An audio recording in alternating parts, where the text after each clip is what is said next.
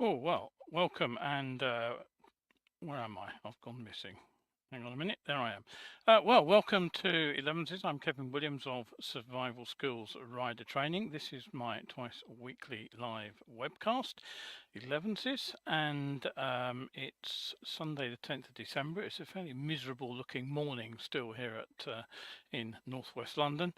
Hopefully things will brighten up a little bit as we go along. We've got a fairly packed show as usual for you today.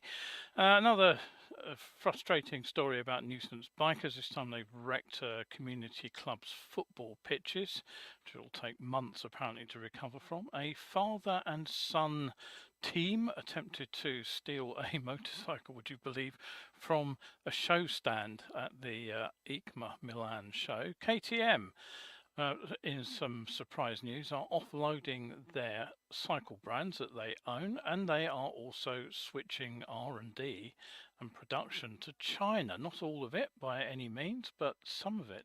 So we'll be looking at that at the end of the show as well. A heated seat pad. Why do I find a heated seat pad of interest? I'll show you in a moment. New battery tech from Toyota could improve lithium-ion batteries. And Savic, an Australian e-bike startup, they are set to begin delivery on their two motorcycles. So I'll have a look at those in a minute. And at the rather less affordable end of the market, Bentley have tied up with Ducati to produce a limited edition Diavel. If you can afford one of those, well, yeah, I don't know. Probably not interested in riding a motorcycle, I would have thought, but hey ho, what do I know? So we'll come back to these, the KTM issue at the end of the show and ask if they're in financial difficulty. I will stress that is all my own speculation about what could be behind the recent announcements. And Clive has looked in. Good to see you, Clive. Good to see everybody who is here this morning. Right, okay, so what have I... Let's get on with the show. Now, the first thing that I just wanted to remind you of is the first of the... well, it's the second actually, the next of the talk events that I will be delivering online. These go out via my talk series events, and the next one that's coming up is for it's about basically about how our brain processes the information. You know, the brain has a limited amount of work it can actually do. There's far too much information flowing into it for it to process everything. So it gives us a very limited picture of the world around us. We think we see everything there is to see. In fact, we don't. That's going out on Monday, the 18th of December, so just before Christmas, really. It's a good antidote to Christmas shopping. That'll be 8 o'clock in the evening, and tickets for that are £6, so not too expensive. And of course, if you do purchase a ticket for this, it all helps support my continuing and unfunded research into SMIDSEs, which you can catch up with on the Science of Being Seen.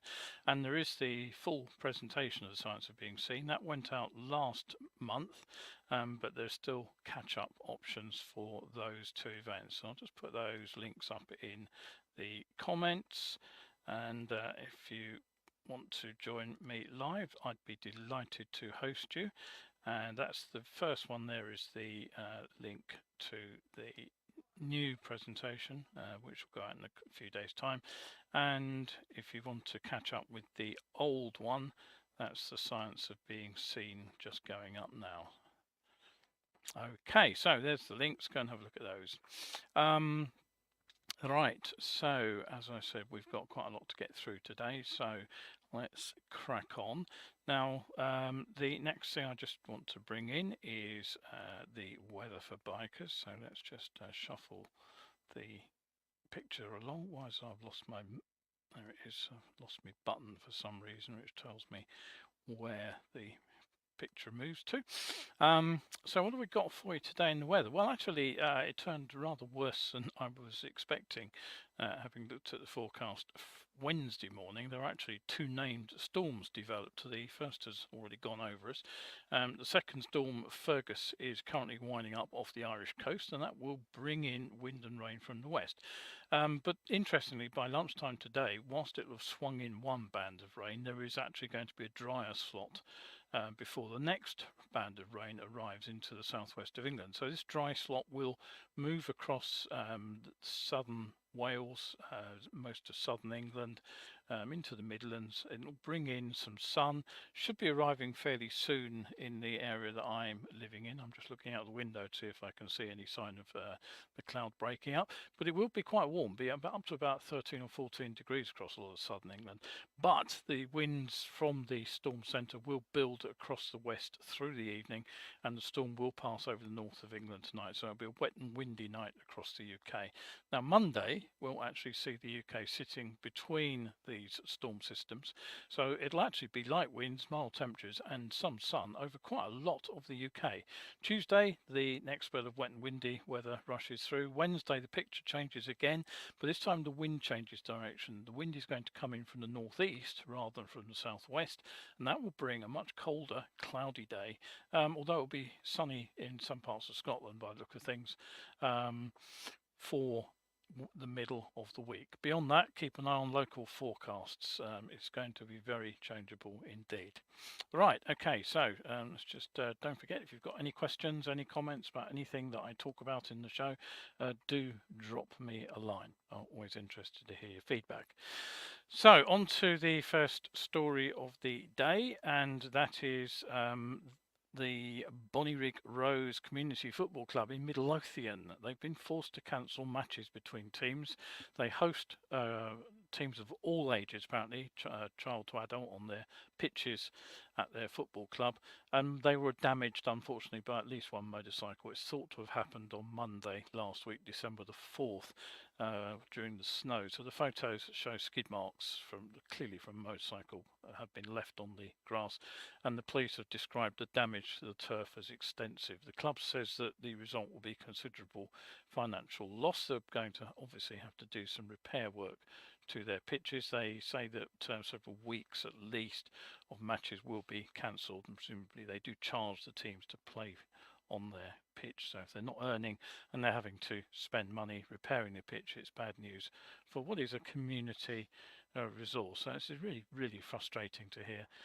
You know, sort of people who ride motorcycles, I won't call them bikers or motorcyclists because they're not, decide to rip up something that somebody else enjoys. I always find that very, very frustrating. Anyway, Police Scotland are, not surprisingly, appealing for information. Now I head to Italy, and there was a rather audacious theft planned at the Xmas motorcycle show, where a father and son teamed up to steal a new Kawasaki KX250. Now the 55-year-old father, the 18-year-old son, what they did was they claimed to be workers sent to move bikes out of the convention hall in Milan, where the Xmas Milan show had just finished. And obviously the stands and their displays of bikes were being torn down.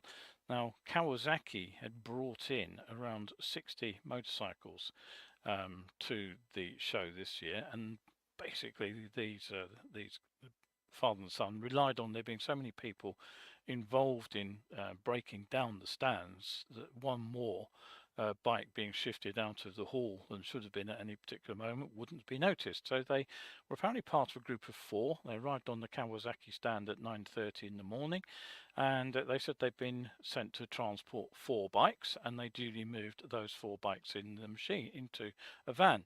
Now it was only by chance that the security guard happened to mention this to the Kawasaki manager, who was only expecting 3 machines to have been moved at that particular point. At that moment the alarm was raised. Now the interesting thing is that there were members of the military who had their own stands on site. They took off, they blocked the exits, and they undertook to search all the departing trucks, and they finally located the missing bike an hour or so later in a van, along with the father and son duo who had tried to steal it. So the bike was sent back to Kawasaki, and the culprits have duly been taken in for questioning. Pretty audacious, but yeah, that's the problem. You walk around with a clipboard and a high-vis vest on, nobody takes the blindest bit of notice of you in situations like that. Now, particularly interesting bit of news is from KTM's parent company, Pira Mobility. Now, it's just weeks after the rather high-profile launch of the new 1390 range. Hint, it looks pretty much like every other KTM to me. There have been two somewhat surprising announcements made in the last couple of days. Now, Pira, as I said, the company behind KTM, but also the associated brands MV Agusta, Husqvarna and GasGas. Firstly, they are disinvesting themselves of their bike brands. Disinvesting, that's their word, including a leading brand, Felt, which was only acquired in 2021 from a French company, Rossignol Group, who I always associate with skis. But anyway, apparently they owned this cycle company too. Now, word is that they are shifting off their bicycle brands to focus on electrically powered bicycles and e-step scooters. Now, the second announcement is possibly even more of a shock, because due to what the statement describes as unfavorable economic conditions in Europe and, quote, difficult global economic environment, Pira are about to move away what they refer to as, quote, partial production and certain R&D activities from Europe to India and China. So I'm going to come back to this and have a bit more of an in-depth look at it at the end of the show. So stay with me and we'll have a look at what KTM might be up to. Now, also in the news, recently Toshiba announced that they have improved their battery technology in the form of using a new cathode material for their lithium-ion batteries. And they will be using nickel manganese oxide as their cathode. Now, the tech giant has promised that the cobalt-free and reduced nickel 5-volt high potential cathode material, quote, significantly suppresses performance degrading gases produced as side reactions. Now, the barrier to the development of cathodes with alternative materials has been this problem where electrolytic decomposition creates the gases. That's what causes sealed batteries to expand, for example. One blew the back off my phone last year. But Toshiba said that its novel cathode doesn't do that when used with conventional high conductivity electrolyte. So rather, the technology modifies the surface of the cathode particles and it suppresses this reaction with the electrolyte whilst deactivating the transferred iodes on the anode surface. So there we are, that's the technology behind it. So a battery prototype that pairs a cathode with a niobium titanium oxide anode has apparently demonstrated strong voltages and fast charging. So they say that the top end of the battery's abilities obviously includes electric vehicles, but it also shows potential for power tools and any other high voltage industrial applications. And the other reason that this innovation could actually be quite significant is because cobalt is in fairly short supply and its price fluctuates markedly. Nickel also presents similar financial challenges to the manufacturers of batteries. So that new technology could help stabilize battery prices, if not bring them down. Now, whilst browsing the web, I happened to come across the Tucano Urbano Cool Warm Heated Seat Pad. I'm not quite sure how they come up with a cool warm seat pad. Seems to be contradictory to me, but hey-ho. It's said to keep you warm and riding through the winter months. No more frozen nether regions, says the advertising. The cool warm will keep you cozy and warm, whatever the weather throws at you. So what does it look like? Well, here it is. As you can see, it is a pad that you put over the seat of the bike. It just basically clips into place on your existing seat. So really nothing much new there. We've seen other heat pads around. I've actually got one myself, which I bought inexpensively in a sale, £58.99. The Tucano Urbano Cool Warm isn't the cheapest I've seen, but what about it caught my eye? Well, it's this. It's actually run from a power bank.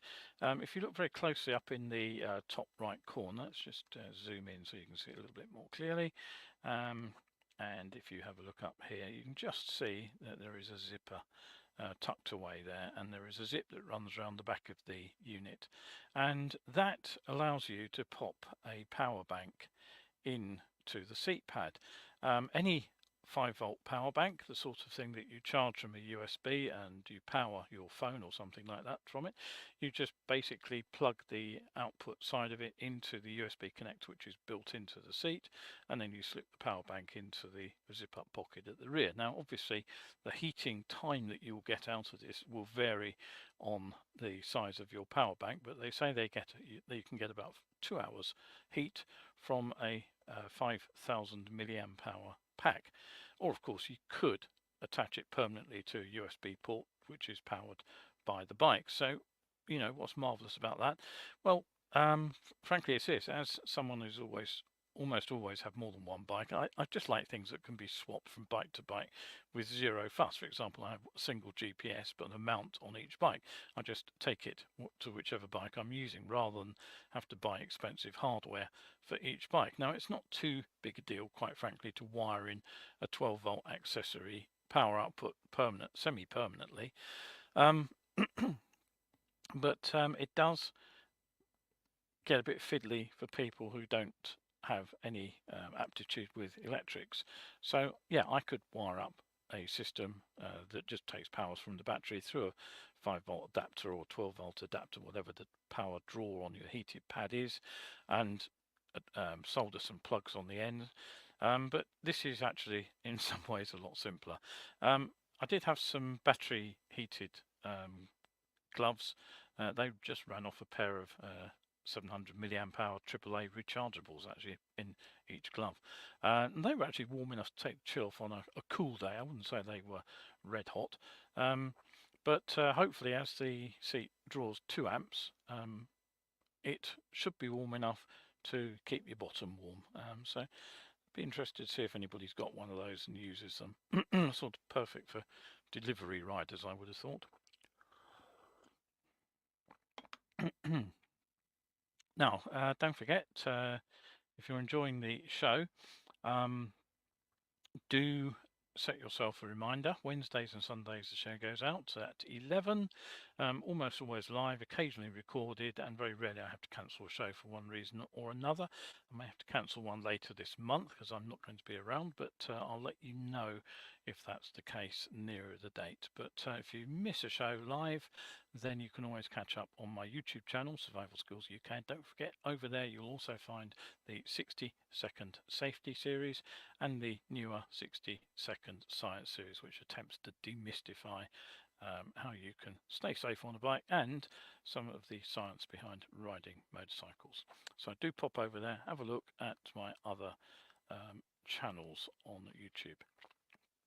Right, okay, so on with Savic. Now, I mentioned the other day that Damon and Verge, they're a pair of electric motorcycle startups. They've been around for several years now. They've talked up some fairly big plans, and in the case of Damon, they've just engaged in a rather weird merger.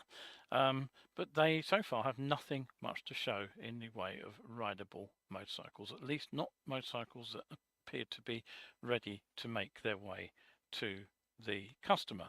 Just realised I've still got the heat pad up on screen. So over to Savic. Now they are an Australian motorcycle startup, and they have been promising a bike with a 60 kilowatt motor, good for over 100 miles per hour, 170 kph they say, maximum range of 200 kilometers, which is about 125 miles, and a recharge time of under 5 hours, all together in a not too unreasonably priced package. Now, the latest news is that the company appears to be making good on their promises. Savic have been performing final performance testing at the Phillip Island circuit, and they are ready, they say, to start deliveries to the 230 customers who've put in pre-orders. So what you can see here is the 2 test bikes that they took out, the prototypes, to the circuit in Australia. And what they were doing was testing the high load and thermal management systems of the motor and battery, so basically riding the bikes flat out around the track. It also gave them a chance to test underload the newly designed production road suspension. So all seems to have gone to plan, and their two C series models are now ready to go into production. Now the Alpha is the more powerful of the pair, gets a 60 kilowatt 200 Newton meter belt drive motor. It's all powered from a 16.3 kilowatt hour battery, and the bike is said to be able to reach 100 kph in 3.5 seconds. That's 0 to 62 miles per hour. So not too shabby there. The less expensive Delta version of the bike gets reduced power, a 40 kilowatt, 140 Newton meter motor, a slightly smaller 13.4 kilowatt hour battery, a shorter range of 150 kilometers or 93 miles, but it does come with a slightly quicker charge time, just under 4 hours apparently, thanks to the smaller battery there. Otherwise, the two bikes, they share the same, I'll just zoom in on that again for you. They share the same forks, you get the same single side swinging arm, you get Brembo M4 front brake, the Pirelli Diavel Rosso 3 tyres, they are standard. The styling, I'd say kind of Marmite. Just zoom in on the bike there on the left. I'm not entirely convinced that I like it. Sort of the vague retro lines of the tank, they look sort of, sort of neo cafe racer style. And I don't think it gels particularly well with the upside down forks or the single-sided swing arm at the rear. I really don't like the two stacked LED lights at the front either. I think those are particularly ugly, but hey ho, what do I know? Other people may think that the bike is actually just what they want as a Street Fighter look, but anyway. The good news is that Savic have also said that New Zealand will be the first overseas market to get these bikes. Planned date of late 2024. Final pricing to be announced. Terry Leach will probably be very happy to go and test one of those for me and tell me what it's like in a year or so's time. How much though? That's the bottom line, isn't it? Now right now the Alpha, the more powerful of the two bikes, costs 26,990 US Australian dollars, which is roughly £14,400, so sort of zero territory.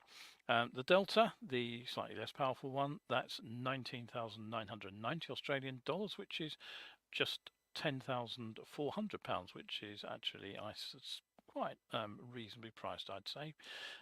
If you're an NZ, I'm afraid you'll have to do your own price calculations on there. I know that you're somewhere not that far off, 2 to 1 in NZ dollars to a pound, so roughly double those, and I expect you'll get fairly close to the right answer.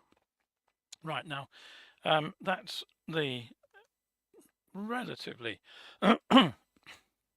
inexpensive end of the market, but if you really have money to burn, then look no further than Ducati's new collaboration with Bentley.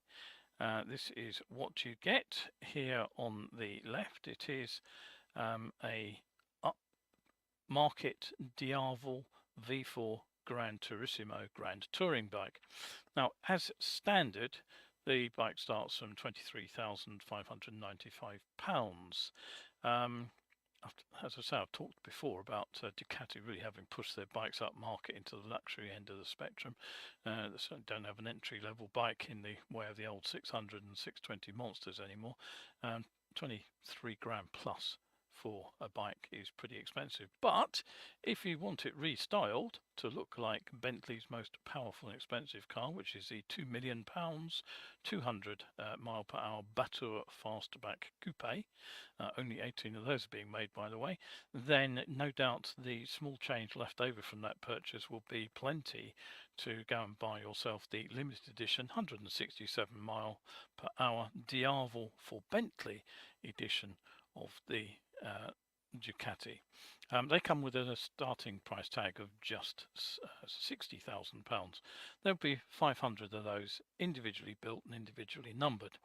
But if that's still not enough for you, then there will be 50 even more exclusive Diavel for Bentley Molina editions.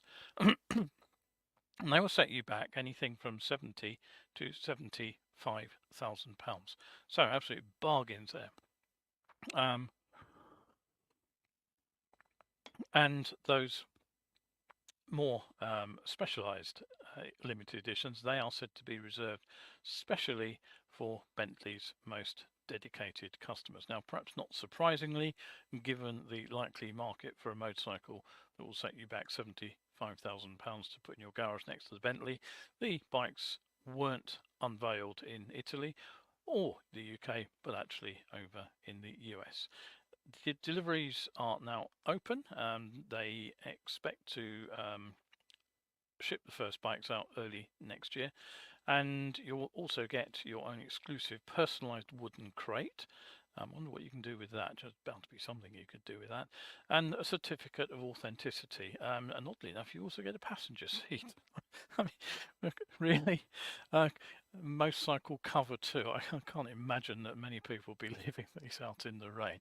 Anyway, it's Bentley and Ducati probably now are all part of the Volkswagen group, and Ducati's previously produced limited editions for Lamborghini, who are also part of Audi VW, or whatever they are called, VW Audi. Right, so all right, we've got a comment that's popped up. Kevin says, I saw the Lamborghini limited edition Diavel. Surely it makes sense to stick with just one premium car brand association. Well, as I just said, it's all basically part of the same group, so they're all scratching each other's back really within the bigger confines of the VAG group. Right, okay, so over to the final item today. It's the in-depth look at what's going on with Pira Mobility, and the company is the one behind KTM, and I have wondered on the basis of the news that's come out this week, whether they are actually in a little bit of financial difficulty. Now, let's recap on the two pieces of news. Pira, as I said, Pira Mobility, they own KTM. They also own the associated brands MV Agusta, Husqvarna and Gas. But the other thing that they owned, and I did know vaguely about this, is that they also own some cycle brands. And this is the first piece of news. They are disinvesting themselves, that's their word, disinvesting, of the cycle brands. Now, they include the prestigious manufacturer Felt. Felt is fairly new. They founded in 1991. They were bought by Pira Mobility in 2021. I said that they were previously owned by Rossignol, who I associate with skis. Now, the cycles made by Felt have been used in just about every form of cycling you can think of, and they've been used in competition by everything from the Grand Tour teams, those are the teams that cycle at the events like the Tour de France, for example, to cyclocross.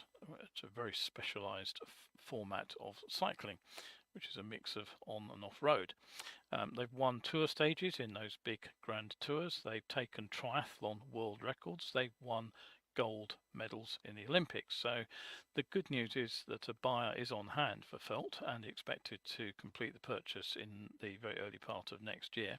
Now, they also own a second brand, and this brand I hadn't heard of at all, called R. Raymond. And this brand is also being sold off. That sale apparently has already been agreed and is expected to close, quote, by the end of the year. So that doesn't leave much time, does it? So why divest themselves of brands like Felt and R. Raymond? Well, the answer appears to be that KTM are losing money on bicycles. Now, back in August, their report to the mid-year of 2023 talked of financial losses in the bicycle market, despite volume sales being up by over 39%. They actually shifted 71,000 e-cycles and bicycles. I didn't get the specific figures for those two. But the statement this week said the bicycle market as a whole is characterized by major changes. The consolidation that has already begun and is expected will have profound effects on the entire bicycle industry. Now, what does that mean? Nick's looked in as well. Hi, Nick. Good to see you. Well, I suspect this actually refers to the bump in pedal cycle sales that coincided with the COVID lockdowns. Lots of people went out as the roads were sort of quiet in large parts of the world and bought cycles and happily enjoyed cycling around. Lots of cyclists out here in the summer sun of the COVID 2020. But it seems that as the cycle manufacturers ramped up production to meet demand, they were then caught with unsold cycles on their hands. When the world returned to normal, cycle sales fell off again. Those people who wanted to buy cycles had already got them, presumably, and the result was heavy discounting to shift stock. Now, nevertheless, PIRA's projection back in August was broadly positive, and they said, quote, the bicycle segment, especially in e-bicycles, continues to be seen as an important strategic product and market area for PIRA Mobility AG. The strategic target of 500 million euro turnover is still valid, but will probably only be reached 2 years later compared to the original target of 2025. So basically they're pushing their target back to 2027. So that was mid-summer. So what happened? Well, the outlook has clearly changed since then. If PIRA are now quitting the non-e-bike section of the market completely, PIRA's new mobility e-bike brand is going to be promoted and expanded to, quote, further strengthen activities in the field of electromobility. And Gas and Husqvarna both manufacture e-bikes, incidentally, under their brand names. But it seems that it's the end of the road for their pedal cycles. Now, that latest statement also talked of a move to focus on its core business, which they described as powered two-wheelers, and to concentrate on the premium brands KTM, MV Agusta, Husqvarna and Gas. So what do we know about this? Well, KTM have said that unfavorable economic conditions in Europe and a difficult global economic environment. As a result of these, PIRA Mobility are about to move what they refer to as, quote, partial production and certain R&D facilities away from Europe. And they're going to go to China, where their partner is, as you probably know, CF Moto, and also to India, where they are teamed up with Bajaj Auto. And the bad news is the move also cuts 300 jobs in Austria. Now, details are not available, but the bikes affected are said to be individual mid-range models. Now, with their smallest capacity single-cylinder machines already being built in India, that's the ones actually you can see on screen here, which I popped up. Those are the new 125 and the new 250, if I remember correctly, or it might be the 390. Hard to remember. There are so many little things which all look pretty much the same. Those are built in India anyway, and as you probably know, the KTM mid-range models, the 790 Duke and the 7090 Adventure, are based on the KTM engine, but they are being built in China. So it's not immediately obvious which bikes they are talking about. Now, PIRA are pretty frank about this, and they say that the move is intended to exploit cost advantages in these regions and accelerate development and industrialization processes. Now, nevertheless, this is something of a surprise, since go back to August and that mid-year statement from PIRA Mobility, they talked of strong sales and record revenue in the motorcycle market. So it was up 20.2% compared to the same period in 2022, and that KTM, Husqvarna and Gas they all showed an increase in registrations, 20% in fact in total, and that the KTM group motorcycles had actually managed to gain 10% of market share in the first half of this year. They also said that KTM and CF Moto had doubled their production capacity from 50,000 to 100,000 bikes a year. And KTM had also upped their stake in PIRA Mobility. They doubled it to 2%, so not a huge stake, but obviously still some money invested there. Now, at the time, that statement said that the company had already taken on 658 additional employees to bring their total workforce to 6,314 employees at the end of June. So, what does this plan for a year of consolidation actually mean? Well, I'm wondering if KTM have actually overstretched themselves financially. The fact is, the company has been busily creating a range of motorcycles, which at first sight seems pretty huge. I mean, they got everything from the 125 to that new 1390 at a time when, just about every other European and Japanese manufacturer has actually been consolidating their ranges. They've been shrinking them. If you're going to look at Suzuki, for example, they have a fraction of the number of bikes on sale that they did maybe 10, 12 years ago.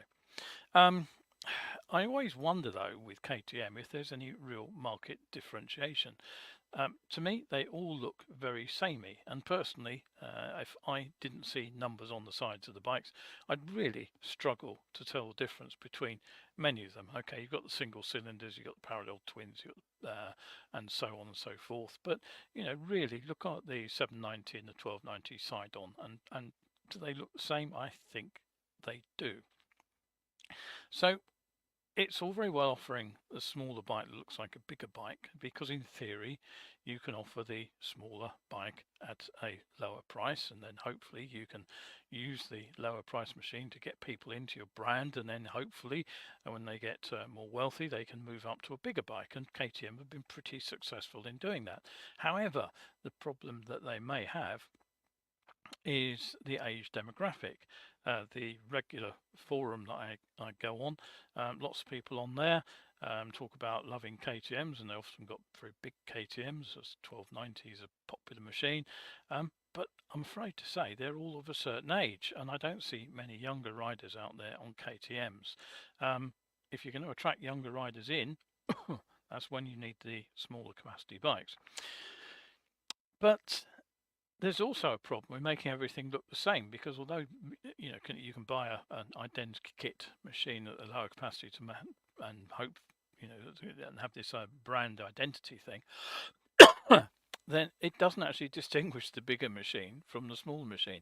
And this is something that BMW have actually managed quite well. You won't mistake the BMW GS range for anything else, well, at least not till the latest 1300, which I think is a bit generic and looks just like an NC 750. But anyway, there's a second problem too.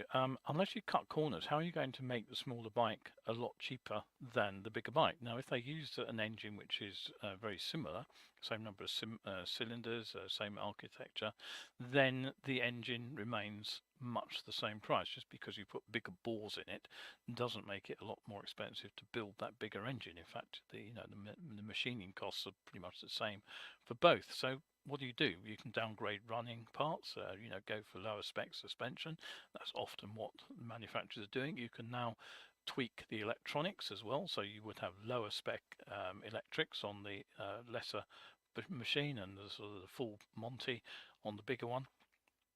But it's that engine that remains the major cost, and this is the problem that essentially killed off the Japanese 400s. If you remember those four-cylinder bikes, they were lovely little gems, but they cost much the same to manufacture as the bigger 600s, but with less performance. So unless somebody particularly wanted a 400, it was hard to justify the premium price. Just go back and look at the list price of the Honda NC30, for example. Beautiful machine, but as expensive as the CBR 600 of its time. And you could argue the same has now happened to the 600s. If you remember that we had a huge range of four-cylinder 600s not a decade ago, and they've all disappeared. There's just a couple left in the ranges of the Japanese manufacturers, and they've largely been replaced by these cheaper to build twins. So the move of production away from Europe, given their links already with Bajaj in India and CF Moto in China, are no great surprise. Frankly, it costs less to build bikes there.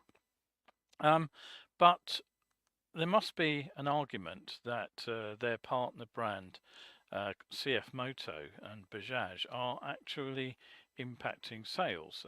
Here's one of the CF Motos, and they look modern. They're up to date. They're quite a desirable looking machine, I think. That I think is a 650, which has a different engine. But anyway, the point I'm making is that CF Moto are making a big push into Europe in this precise mid-range area that Pira are talking about. So maybe CF Moto, maybe KTM are going to merge their mid-range bikes, and the result will be that they'll be badge engineered. The only real difference between them being the color schemes and the label on the tank. What's I suppose more of a shock is the move to shift some of their R&D facilities. Now, take a look at Royal Enfield and BSA. We know they've both brought in bikes into the UK in the last years. Royal Enfield have been particularly successful with their 350 singles and their 650 twins. BSA have got the Gold Star. They have sold a few. I haven't seen that many around. But the point is that though the bikes are built in India, the R&D facilities for these companies is in the UK. And Triumph too keep their research arm here in Hinckley, even though most of their British bikes are now built in Indonesia, and the new 400 range is openly being built by Bajaj in India.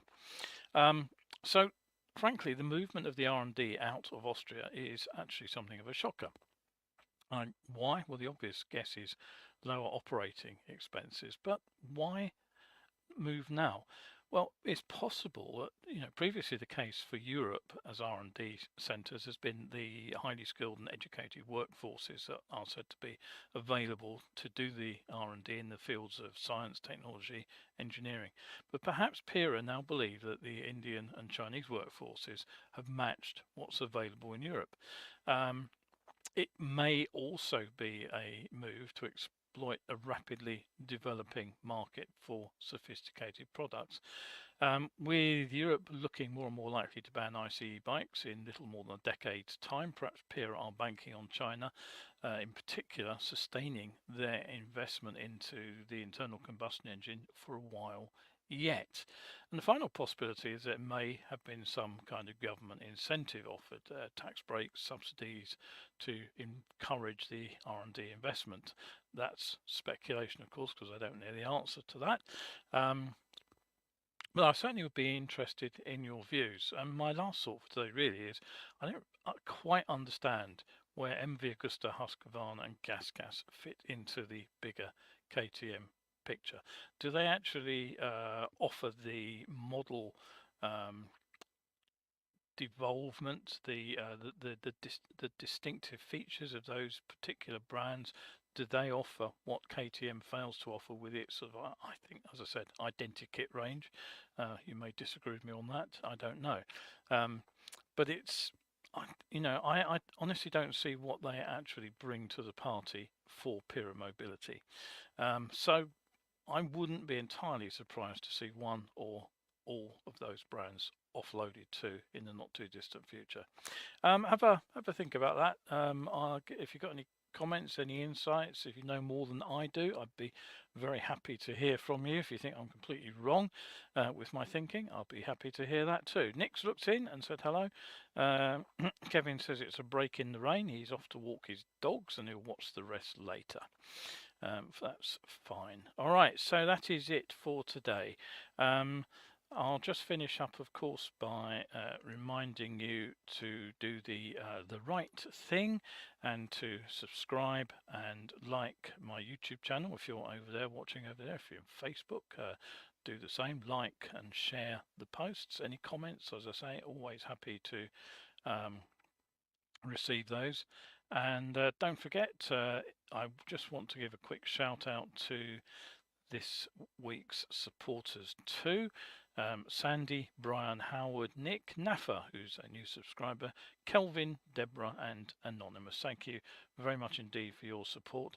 It is always very, very much appreciated and keeps me turning out these shows, which I'm sure I hope you enjoy. So if you are a supporter on Coffee, that's great. If you're not, pop over there, have a look, see what's on offer, and maybe you'll feel like dropping me a coffee to getting your name up in lights. And just a final reminder, Monday 18th December, don't forget the live online talk event, Workload, how the brain processes limited information but pretends to give us the full picture of our environment. So that is it for today. Richard says interesting comments on KTM. Thank you, Richard. Yeah, it could be, well, it's speculation on my part, apart from the statements from KTM. I could be completely wrong, but it'll be interesting to see how that situation devolves. Okay, if you are out there, it's not looking any brighter here at the moment in northwest London. I was hoping the sun might be out later, but no luck so far. But if you are out there on your bikes today, do stay shiny side up, and hopefully see you next time on Wednesday. Bye for now.